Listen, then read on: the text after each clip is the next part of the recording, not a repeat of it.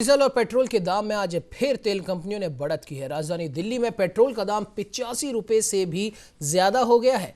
केंद्रीय पेट्रोलियम मंत्री धर्मेंद्र प्रधान ने संकेत दिया कि ऐसा करना तेल कंपनियों की मजबूरी है। आज तेल कंपनियों ने डीजल और पेट्रोल के दाम में 25-25 पैसे प्रति लीटर की बढ़त कर दी है।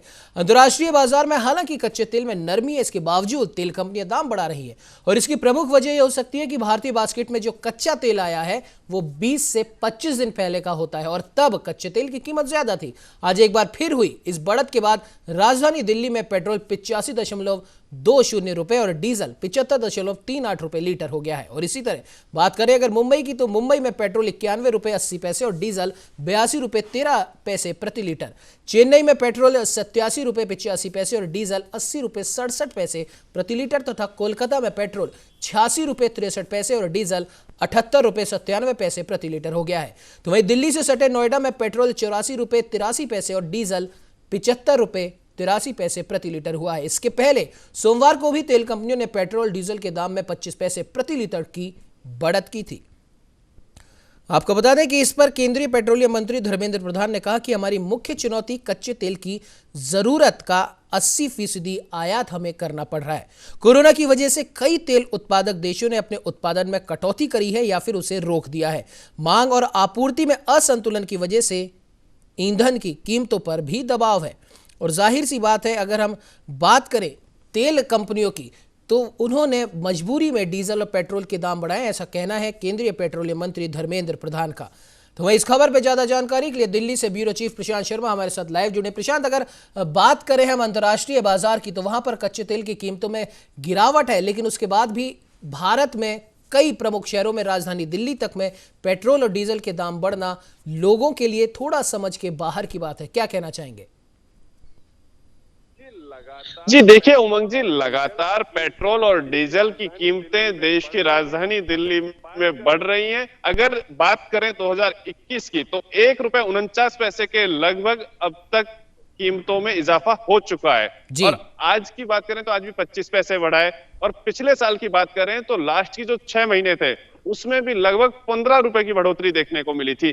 और जब इनको लेकर एक्सपर्ट से हमने बात की कि ऐसा क्यों होता है कि पेट्रोल डीजल की कीमतें देश में लगातार बढ़ रही हैं, हालांकि अंतरराष्ट्रीय स्तर पर क्रूड ऑयल लगातार उनकी कीमतें घट रही हैं, फिर भी यहाँ रेट बढ़ते क्यों? तो उन्होंने बताया कि जो विदेशी मुद्रा बाजार है, यानी कि इंटरनेशनल लेवल पर डॉलर्स के जो रेट है, अमेरिका डॉलर इस टाइम सबसे मजबूत स्थिति में, तो वो जो रेट होते हैं उसके कारण रोजाना के जो क्रूड ऑयल के रेट है उनसे के मुताबिक पेट्रोल कंपनियां अपने रेट तय करती हैं।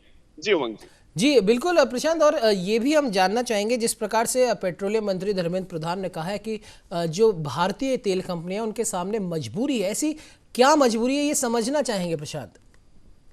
जी देखिए, मजबूरियां सिर्फ व्यावसायिक हो सकती हैं। उसके अलावा बात करें तो इंटरनेशनल लेवल पर जैसे कोरोना काल है, तो कोरोना काल के चलते हुए लगातार कई देशों में इसकी ऑयल की कमी हो रही है, उत्पादन ज्यादा हो रहा है, तो रेट लगातार इंटरनेशनल लेवल पर तो डाउन हो रहा है। लेकिन जो प्राइवेट एजेंसियां हैं, चाहे वो किसी भी देश की हो, वो अपने हिसाब से देखती हैं, वो डॉलर्स वगैरह के बहाने लगाकर लगातार रेट बढ़ाए जा रही हैं, जिससे आम जनता की जेब पे नुकसान पहुंच रहा है। लेकिन कोरोना के चलते जो इंटरनेशनल लेवल पर क्रूड ऑयल की मांग घटी है, कम हुआ है, तो उससे उत्पादन भी कम करना पड़ा है और मांग कम होने के कारण माल ज्यादा हो गया, शॉर्टेज नहीं हो पा रही है, इस कारण रेट लगातार गिरते जा रहे हैं। जी बिल्कुल प्रशांत, अब क्या हम उम्मीद लगा सकते हैं कि आने वाले कुछ दिनों में, क्योंकि अंतर्राष्ट्रीय बाजार में तो तेल कीमतें कम हो गई और कहा गया है कि हमारे पास में जो कच्चा तेल है वो 20 से 25 दिन पुराना है और उस समय तेल की कीमतें बढ़ी हुई थी, तो क्या हम आने वाले समय में इसके दामों में कुछ गिरावट देख सकते हैं?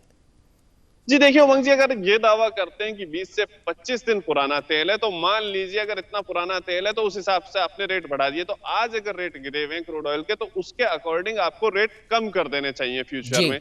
तो उम्मीद की जाती है अगर भारत सरकार का पेट्रोलियम मंत्रालय इस पे ध्यान देगा तो निश्चित रूप से आमजन को फायदा मिलना चाहिए। लेकिन पेट्रोलियम मंत्री का बयान कि आने वाले दिनों में भी दरों में देखने को मिलेगा कि कितना बदलाव रह सकता है और हो सकता है कुछ बड़ा। तो आप देखिए कि दिल्ली में जो रेट है वो लगभग 75 रुपए के आसपास है।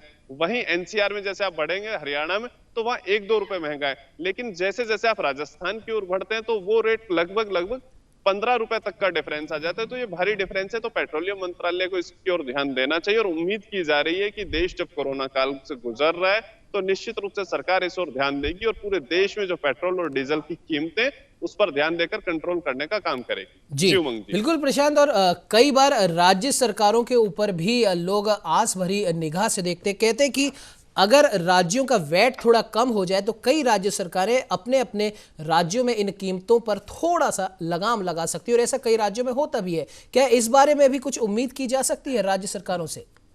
जी बिल्कुल, देखिए राज्य सरकारों को भी आमजन की ओर देखना चाहिए। आप देखिए रेटों के जो डिफरेंस है, महाराष्ट्र में रेट सबसे ज्यादा होते हैं, दिल्ली में सबसे कम रेट है, हरियाणा में कम है। और हरियाणा राजस्थान बॉर्डर की बात करें तो लगातार यहाँ के पेट्रोल पंप मालिकों का भी कहना होता है कि इससे भारी नुकसान होता है, क्योंकि जो ट्रक चालक अगर दिल्ली जा रहा है राजस्थान से चल के, तो वो प्रयास करता है राजस्थान की जगह हरियाणा में तेल डलाए। तो अगर आप टैक्स में कमी कर देते हैं तो वो एवरेजन उतना ही सरकार को मिलता है, क्योंकि मान लीजिए कोई ट्रक चालक अगर राजस्थान से तेल डलाएगा ही नहीं और सारा हरियाणा से डलाएगा, तो वहां टैक्स कम भी है तो हरियाणा की सरकार को रेवेन्यू उतना ही पहुंच जाता है और राजस्थान को उतना नुकसान हो जाता है। तो ये चीजें राज्य सरकारों को भी समझनी चाहिए कि राजस्व का नुकसान उनका भी हो रहा है और आम जन को भी नुकसान हो रहा है। तो आम जन के हित के लिए सरकार अगर ये निर्णय लेती है तो राजस्व में बढ़ोतरी होगी, ना कि घटत होगी।